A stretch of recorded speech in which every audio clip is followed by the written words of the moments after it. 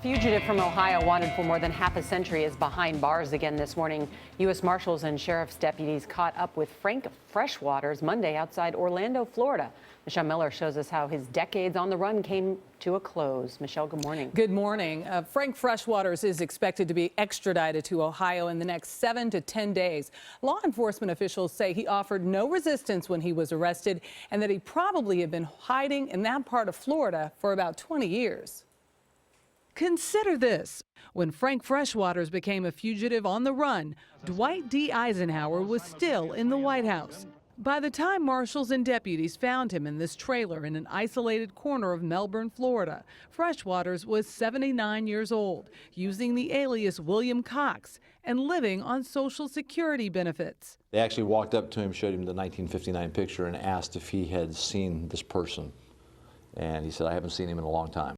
In 1957, Freshwaters struck and killed a pedestrian while speeding. He pleaded guilty to second-degree manslaughter and received a suspended sentence. Probation violations later landed him in the Ohio State Reformatory, a prison made infamous by the movie The Shawshank Redemption, starring Tim Robbins and Morgan Freeman. And I guess you want to escape. Tunnel under the wall, maybe.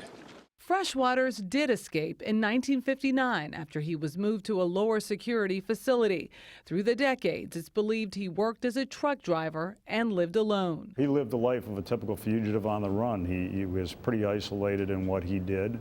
But, you know, in the life of being a fugitive on the run, you're always looking over your shoulder. He was tracked down by the Marshals' recently formed cold case unit using old-fashioned detective work. Freshwaters gave it up. He admitted right away who he was, said he was escaped out of Ohio, and admitted that he was Frank Freshwaters. Now get this, Freshwaters was actually arrested in 1975 in West Virginia, but the state's governor at the time refused to extradite him and just let him go. Gail? Wow. All right, Michelle. So how did they find him? That's what I don't know.